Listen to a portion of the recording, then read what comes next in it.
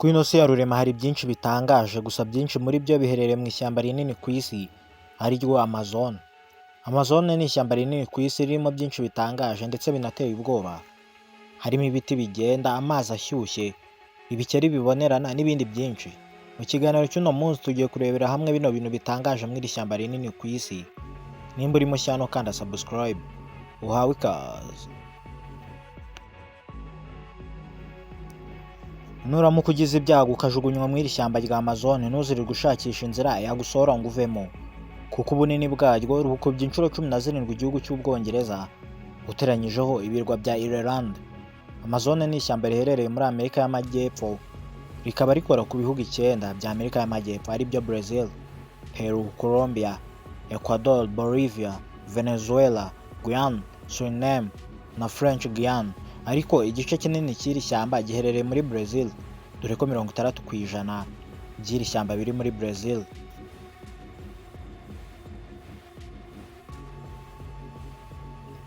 Amazon ni ishyamba ryuzuye ibiti birebire by'inzitane byugarijwe n'umwijima, ku buryo hagati mu ishyamba hahora ni nijoro. Abashakashatsi bemeza ko 1% by'urumuri rw'izuba ari rwo rubasha gucengera mu biti by'iryo shyamba. Iyo imvura iguye mu ishyamba rya Amazon, bifata iminota irenga 10 kugira ngo ibitonyanga bitangire gucengera bigere hasi. Hagati muri Amazon hanyuramo uruzi runini rwa Amazon River rufite uburebure bwa kilometero 6400. Niwo mugezi wa kabiri munini ku isi nyuma y'uruzi rwa Nile. Amazon River ni uruzi rufite amazi menshi cyane, kandi hakabamo n'ibiremwa byinshi bitangaje byiberamo, birimo inzoka nini cyane utigeze ubona zo mu bwoko bwa anaconda. Mu ishyamba rya Amazon harimo inyamaswa nyinshi zitangaje nk'umuserebanya abashakashatsi bise Jesus Lizard. Ukaba ufite ubushobozi bwo kugendera hejuru y'amazi, ushobora kandi guhagarara ku maguru abiri nk'umuntu ubundi ukavuduka hejuru y'amazi, ukambukiranya imigezi myinshi kandi nta kwibira na gato, ibintu bidakorwa n'ikindi kiremwa icyo ari cyo cyose hano ku isi. Ikindi gitangaje mu iryo shyamba ni ibikeri bifite uruhu rubonerana rw'ikirahure, ku buryo iyo urebye icyo gikeri uhita ubona ibice by'imbere mu nda yacyo byose kuko kibonerana. Ubushakashatsi bwakozwe n'abahanga mu mwaka wa 2006 bugaragaza ko umugezi uri muri Amazon kera amazi yawo yavaga mu burasirazuba bwa Amerika y'Epfo ahagana iburengerazuba, ariko nyuma y'imyaka 100 yakurikiyeho byaje guhinduka, amazi akajya agenda ikinyumanyuma kugeza ubu agenda asubira inyuma, icyo twita rewind, bitandukanye n'uko Imana yari yarawuremye. Amazon kandi ifite n'indi migezi minini, harimo nk'uhoraho amazi aseruye nk'ayo kwarika ubugari. Ayo mazi hari igihe ashyuha kugera ku gipimo cya dogere 93. Buno bushyuhe ni bwinshi cyane ku buryo niyo wanyura iruhande rw'uwo mugezi utangira kubira ibyuya. Ibikeri n'inzoka n'utundi dukoko dusuzugura, iyo twinyujijemo usanga tureremba hejuru twapfuye kubera ubushyuhe bw'ayo mazi. Mu ishyamba rya Amazon harimo ibiti bitangaje ku buryo bimwe bigenda, ari byo bita walking palms. Ibyo biti ntabwo bigenda nk'abantu, ahubwo bigenda buhoro buhoro kandi mu gihe kirekire, ku buryo iyo igiti gishaka kumera imizi yacyo itangira kugenda hejuru ishakisha urumuri rw'izuba kubera umwijima uba muri Amazon mbere y'uko igiti kizamuka, ku buryo gishobora kuva muri metero 1 kikajya kumerera muri metero 20. Ibaze nawe ibyo biti.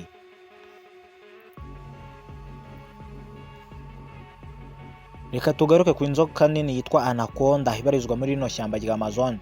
Ni ubwoko bwinshi bw'izi nzoka. Ino nzoka anaconda ni inzoka nini cyane ku isi kandi zitinyitse. Bivugwa ko izo nzoka zatangiye kuba ku isi mu myaka irenga 1000 yashize. Izo nzoka nta bumara zigira, ahubwo zitinyitse kubera imbaraga n'ubunini bwazo.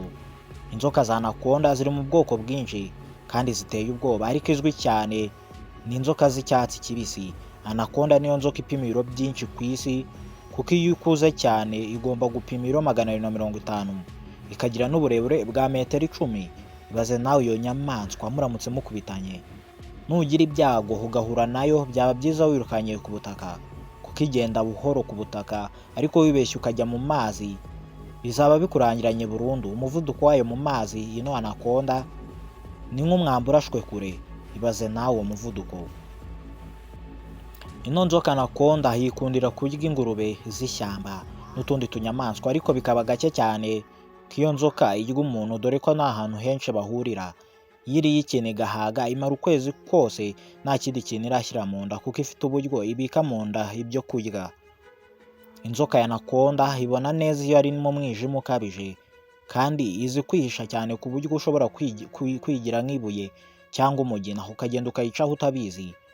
Ni zimwe mu nzoka ziboneza urubyaro, kuko ino nzoka anaconda zimyanya mu kwezi kwa gatanu n'ukwezi kwa gatandatu gusa, ubundi zikabika amagi yazo mu nda, ikabyara nyuma y'amezi 6, kandi mu buzima bwayo ibyara hagati y'ibyana 30 na 40.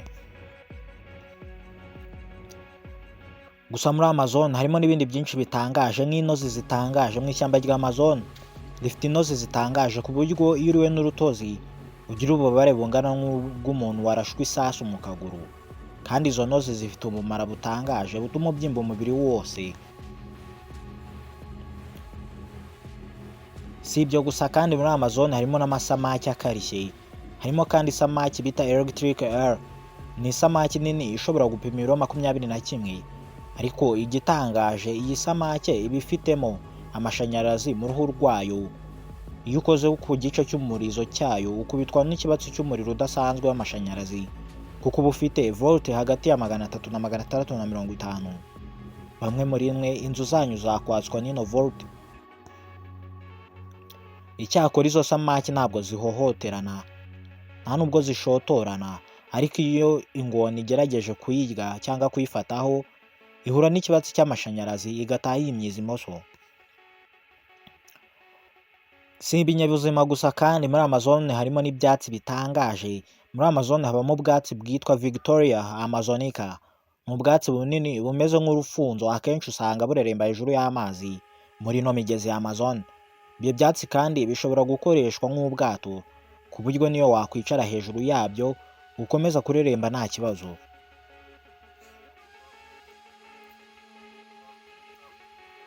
Umugezi munini uri mu ishyamba rya Amazon nubwo huzuyemo inzoka nyinshi za anaconda, hakabamo isamaki zifite amashanyarazi n'ibindi bikoko biteye ubwoba. Hari umugabo waciye agahigo yoga muri uwo mugezi, arawambuka wose, umugezi w'ibirometero 640. Uwo mugabo nta wundi yitwa Martin Stray. Mu mwaka wa 2007 yakoze ibintu bitangaje, yidumbaguza mu mugezi wa Amazon mu minsi 66, ariko ashyirwa arangije umugezi wose. Yakoreshaga amasaha 10 ku munsi yoga agana imbere, kandi abizi neza ko habamo ibiremwa biteye ubwoba bishobora no kumuhohotera, anyuramo kugeza asoje. Isi yose yahise imukurira ingofero. Gusa iryo shyamba nubwo riteye ubwoba, bivugwa ko hatuwemo n'ubwoko bw'abantu burenga 400 bagiberamo hagati, kandi bakabona ibyo bifuza byose. Gusa bamwe mu batuye muri Amazon babayo batazi iby'iyi si dutuye, ndetse nta nubwo bumva ko ubuzima bushoboka ahantu hatari ibiti. Gusa nubwo muri Amazon habamo ibiremwa bitangaje kandi rifite akamaro kanini, dore yuko ryitwa ibihaha by'isi, ikibabaje nuko abashakashatsi bagaragaza ko mu myaka 40 iri imbere iryo shyamba rizaba ritagihari kubera uburyo ikiremwa muntu cyangiza ibidukikije. Ibyo byose bigaragara ukurikije uburyo abantu ku isi hose barimo gutema ibiti byinshi ariko bagatera ibiti bike cyane. Ibyo bituma hakekwa ko ishyamba rya Amazon rifatwa nk'ibihaha by'isi, naryo rishobora kwangizwa n'ikiremwa muntu mu myaka iri imbere, kuko 20% by'umwuka duhumeka ku isi uturuka muri Amazon, ndetse na 30% by'umwuka wanduye uva mu nganda no mu bindi bihumanya umwuka ku isi ujya muri Amazon ugatunganywa n'ibiti bya Amazon. Abatuye isi bagira ubuzima bwiza kubera Amazon. Ubushakashatsi bwagaragaje ko ishyamba rya Amazon rifite ubuso bwa kilometero kare 5,500,000 risigaye risohora umwuka mubi uzwi nka carbon dioxide ku rutoki rwinjiza, mu gihe bimenyerewe ko ibiti n'amashyamba muri rusange byinjiza umwuka mubi carbon dioxide, bigasohora umwuka mwiza ari wo oxygen duhumeka. Iri shyamba rifatwa nk'ibihaha by'isi kubera akamaro rigirira mu guha umwuka mwiza abatuye isi. Byagaragaye ko iri shyamba riri gutakaza ubushobozi bwo kwakira umwuka mubi ari wo carbon dioxide, ahubwo rikawusohora kurushaho ryinjije aho kujya risohora oxygen, kubera ibibazo byo kwibasirwa n'inkongi z'umuriro za hato na hato, ndetse n'abarituriye batema ibiti byayo cyane kugira ngo babone aho baragiriye amatungo yabo. Bino bituma Amazon yangirika.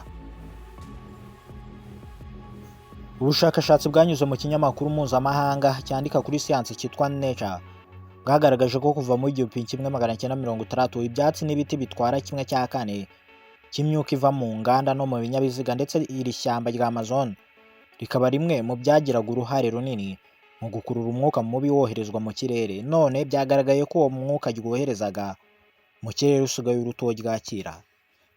Ubushakashatsi bwatangaje ko bakoresheje indege bapimye umwuka uva muri Amazon inshuro zisaga 590 kuva mu 2010 kugeza muri 2018, bagasanga havamo umwuka mubi uzamuka muri metero 4500 hejuru y'ishyamba. Gusa uburasirazuba bwaryo akaba ari bwo buvamo umwuka mubi mwinshi kurusha uburengerazuba. Dore icyo abahanga mu bya siyanse bavuga. Abahanga mu bya siyanse bavuga ko biteye ikibazo kubona igice kimwe cy'iri shyamba kiri gusohora umwuka wa carbon dioxide muri make umwuka mubi, kandi ritahiye, ibintu bivuga ko byatewe n'abarutwitsi ndetse n'abatema ibiti bigatuma biba bike. Ibyo rero bityo bigatuma imvura ibura, hakabaho ubushyuhe bukabije mu iri shyamba, bigatuma ibiti bimwe bishya ibindi ntibikure.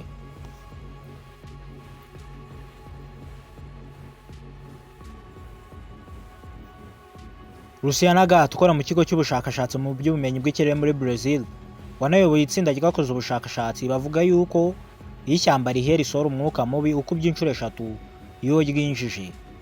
Yongera agira ati ahantu batema amashyamba ku rugero rwa 30% cyangwa kuzamura, hasohoka umwuka mubi mwinshi ukubye inshuro 10 kuruta aho batema amashyamba ku rugero rwa 20% cyangwa se ruri munsi ya 20%. Abashakashatsi bavuga ko hakenewe kuba amasezerano mpuzamahanga arengera ishyamba rya Amazon kuko rihise umwuka mwinshi mwiza ungana na 20% buri mwaka, kugira ngo harindwe itema ry'ibiti rituma haba hindagurika ry'ikirere ridasanzwe. Cyane cyane ko muri Brazil byagaragaye ko ibiti byinshi Brazil yohereza hanze biba byatemwe mu iri shyamba rya Amazon. Ubushakashatsi bwakozwe na satellite bwerekanye ko ishyamba rya Amazon riherereye muri Brazil risigaye risohora umwuka wa carbon dioxide urengaho 20% wo ryinjiza. Ibi byerekana ko mu myaka iri imbere hashobora kubaho ihindagurika ry'ikirere rikabije, icyo twita climate change, kuko ibihaha by'isi biri kwangirika ari byo Amazon.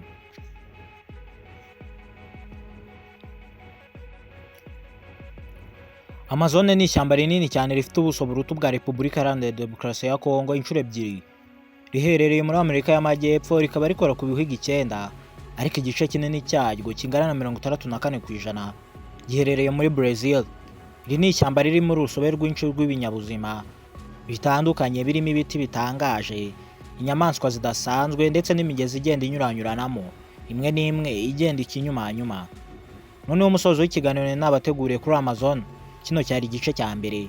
Dure mu kiganiro gikurikiye turebera hamwe bisesenguye ibinyabuzima twabonye bikeri bibonerana, inzoka zitangaje, imiserebanya igenda hejuru y'amazi ndetse n'amafi afite amashanyarazi. Ibyo byose turabirerera hamwe mu kiganiro gikurikiye. Nimba wari mu cyano kanda subscribe kuko utayikanze ntabwo wazigera wongera kutwumva. Amahoro y'Imana akomeze kubana namwe mwese.